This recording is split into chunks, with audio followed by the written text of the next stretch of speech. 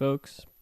Today I'm doing a segment called Bitcoin Fact of the Day, and I'm going to be talking about something that a lot of people don't know about. It's not on the radar because they don't even know these things exist. So I'm going to start from the beginning and hopefully learn something. So what we're talking about today are hardware wallets rather, and one of the more popular ones is a thing called Trezor.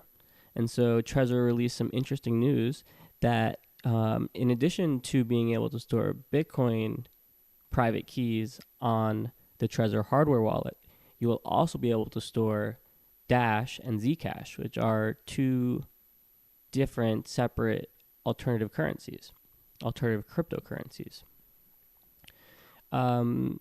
So if you know what a hardware wallet is, that cool news, exciting. I'm excited for that. I think having a combination, one tool that can store Bitcoin, which I view of more like as gold, and Dash or Zcash, which I think about more in terms of like anonymous small transactions.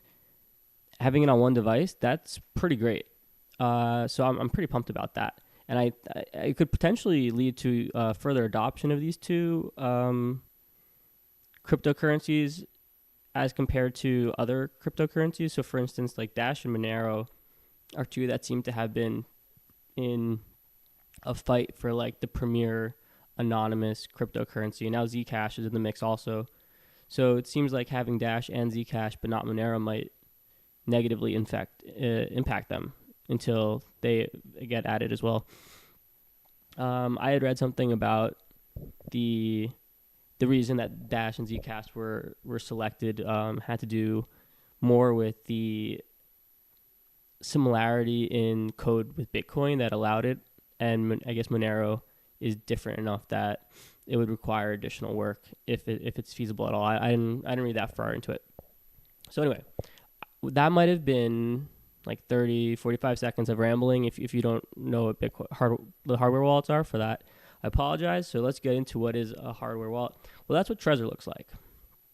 So it is a device, you can kind of think of it like a USB drive that plugs into your computer, and on it, it holds the encrypted, protected private key of the cryptocurrencies that you own on it. So whether it's Bitcoin, Dash, or Zcash, their private keys are stored there. And just as a recap, if you're not sure what a private key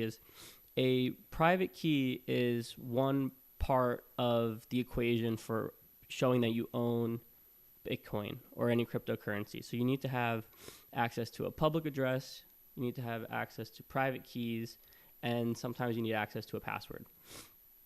If you have all those three things, you're good. So if you download a Bitcoin wallet on your phone, let's say, then I think for a lot of people that's probably going to be the first way they experience Bitcoin. Excuse me, I have a stiffly nose. Right, so you have, you're probably using it on your phone. In your phone, you're storing the private keys. And if your phone is compromised somehow, there's a hacker who has installed some software that's spying on you, or even, let's say, really potentially, we don't have to get specifics, but basically, if you have a compromised phone, it is conceivable that you could lose access to your Bitcoin. So the solution to that is to have a device that's not connected to your computer, which is in this case the phone. All of it's connected. The memory that's holding the private keys is attached to the operating system, is attached to the hardware of the computer, of the phone, and of computers as well, because you can have computer wallets. And so by having this separate device and then having it attached via this, it makes it just a different machine altogether.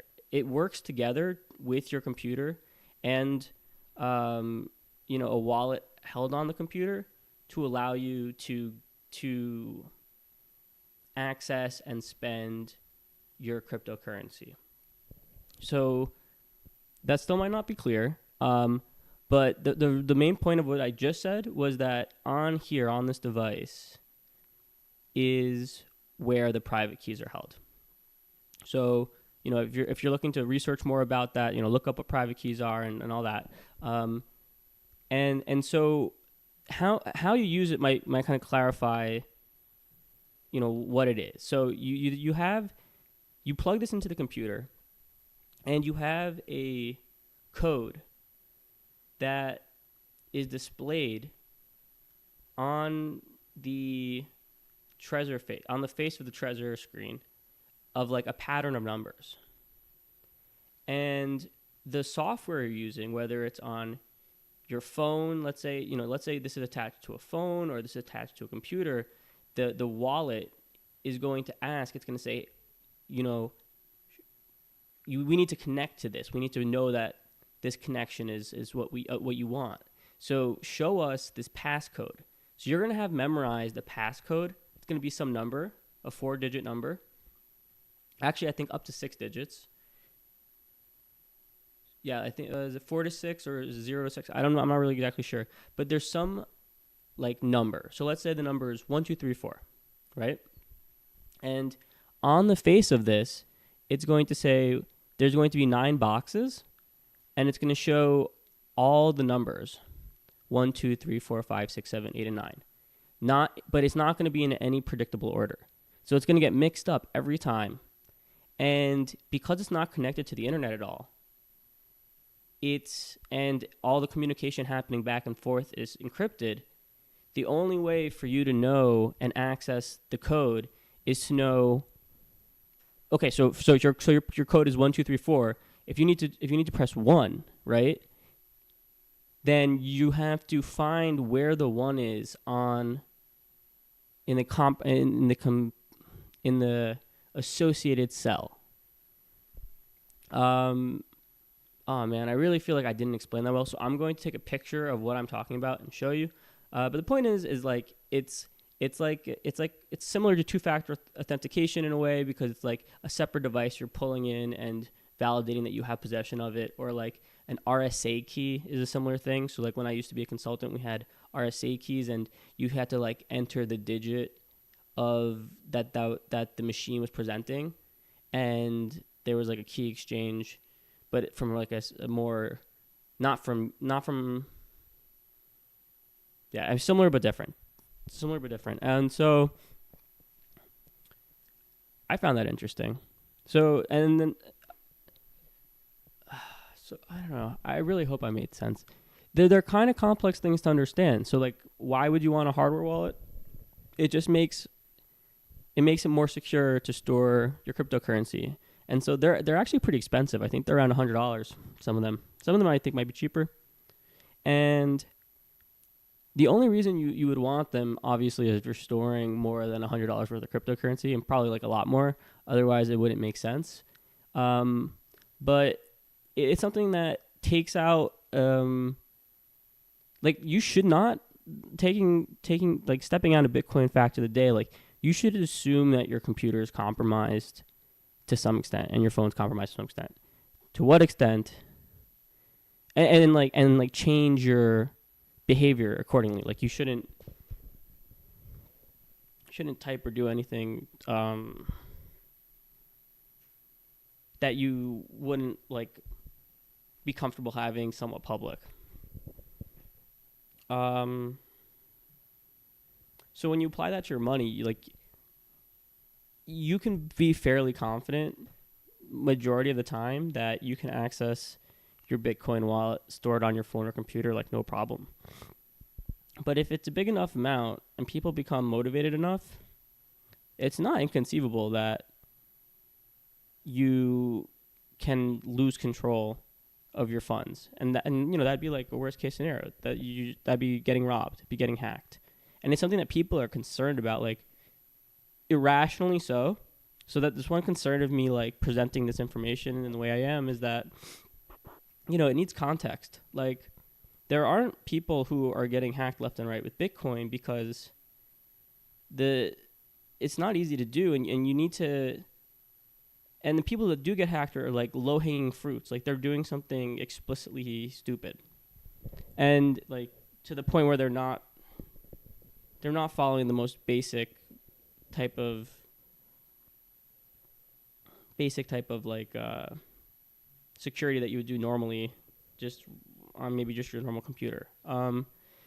So there's the risk of you making a mistake and losing your funds, but the chance of you being targeted, selected, and hacked is low unless you are a big like a Bitcoin bank or something. Like if you have a sizable amount, people are gonna like figure that out and put the research and time and effort into like breaking down your security.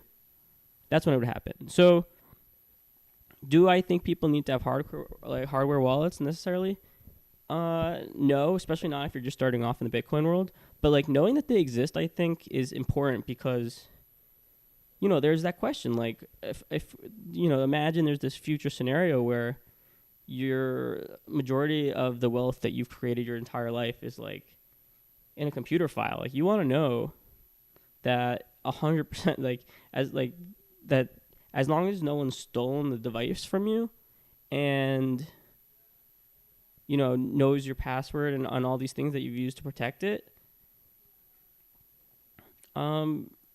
that's a much higher level of feeling than like, oh, I'm just using my unprotected computer, or I've protected my computer to some extent, but like, you can never be 100% sure of anything, and it's like it's a different set of concerns. It really brings theft more into like the tangible space because the hardware wallet being required to, or its backup code, and another hardware wallet, but like the hardware wallet itself being needed to access the funds brings it into the physical world. And knowing that you have that, like you can open a drawer and look and like, okay, I have it there, it's in my safe, or I put it in the bank, it adds a level of confidence that that's even possible. And luckily it is. And it's promising because it's not something that is difficult. Like it's like learning how to use a credit card swiping machine at the store. It's like it's not much more complicated than that. You need to learn how to do it. And you wouldn't unless you own one of these things or someone lets you play with one. But, I mean, know that they're out there. Know that they're pretty useful. And I'm personally excited about this news that they're now accepting Dash and ZCash. And I'm going to put like a little, like, every time I talk about ZCash at the end, I'm probably going to mention that ZCash worries me quite a bit because you can't verify that they've been like hacked to a very extreme amount to the point where new coins are being created because you can never know how many tokens are in the system. To me, that's like an unacceptable flaw as thinking about Zcash as a store of value. Zcash as a means of quick exchange is very exciting and very interesting. And so I want to make that distinction that, you can have, let's say you're let's get extravagant with it. Let's say you have 100 Bitcoin. You're you have a lot of money, and you want to send it to someone, but you don't want anyone to know, for whatever reason. You don't want your girlfriend to know you're about to buy a car for her. Who knows? So you take. Actually, that's not a good example because they're going to see the Bitcoin move. I mean, no one's checking your Bitcoin address, but forget that example. Bad example. But for whatever reason, you want to send Bitcoin. You can now do it through Zcash by transferring the Bitcoin into Zcash, then sending the Zcash to the intended recipient. There's not going to be any trace of that transaction. So if someone's following your Bitcoin, all they're going to know is that it moved.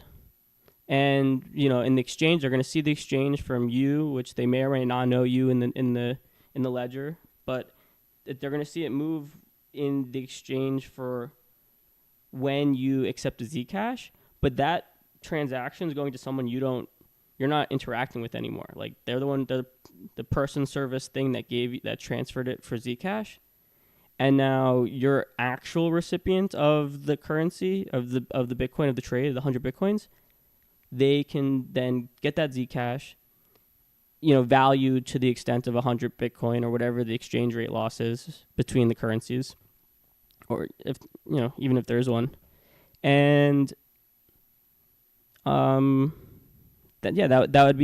that's pretty cool. I think that's really cool actually. So I'm pumped about that, and having it on the Trezor means that you can just have an adapter that hooks it up to your phone, and your phone is now capable of doing some of the most intense banking transactions in the world, like super securely. So amazing time to be alive, truly. And this social element of having it be something tangible, I think, is also pretty cool, because I think for like the uninitiated, this idea of like what is Bitcoin, and you can pull out like this futuristic looking device, which I it's designed quite beautifully, and you'd be like, this is Bitcoin, and it like looks like some futuristic money to begin with, and it's like you're like, oh, that's Bitcoin. I mean, interesting, cool. Like people stop asking the question of like what gives it value to being like, oh, I can see that. Like I might understand the value, but like clearly there's enough value that people decided to make this new machine, and maybe I'll look it up and research it. I don't know, hopefully. So that was the Bitcoin fact of the day. Please provide some feedback. I got some interesting feedback from my first video I did, where one of my friends said, like, you got to focus more on giving value and less on talking bullshit and making stuff up. And obviously not like literally making stuff up, but like not doing the research and talking about it. So I'm just going to make it clear about whether or not I know what I'm talking about. And like in the first video, I mentioned quite a few times that I was like, it was just like a random train of thought, or that I hadn't done the research to verify it. And so, I'm not doing this as like to educate people necessarily. I'm doing it to like create a context and like have people kind of along for the ride of learning how to build context and study context and all that. And so when I'm talking about something that I do know about, like Bitcoin fact of the day, I'm going to do my best to educate people, but like, don't use me as like you wouldn't want to put me as a source on a paper. Like if I'm talking about something, it's so that you know about it and you can go check it out. And so when I don't know what I'm talking about, I'll almost always say it and let you guys know, and otherwise assume that I do know what I'm talking about. And when I'm really when I'm emphatic about something, I will be like, trust me, I know what I'm talking about. And you can then decide whether or not you want to trust me, of course. You probably shouldn't. I mean, the whole point is creating a trustless economy and trustless world, which, sounds terrible and dystopic, a trustless world where you can't trust people. That's not what it means. It means you don't have to trust people. And, you don't have to trust me. You can listen to what I'm saying, have it influence the context of the world you live in, and then compare it to what you see going on, and do research when there's gaps, or when there's something that I said is wrong. I'm going to look this up. Yeah, he's definitely wrong. Or, in fact, you were wrong and I'm right. And when I'm wrong, let me know, unless I preface it with, I think I'm wrong, in which case that's just, that's redundant. You don't need to do that. So, I don't know. What else? That's it. That's it for this random Monday afternoon Monday afternoon, it's 10 o'clock. Monday evening, Bitcoin fact of the day.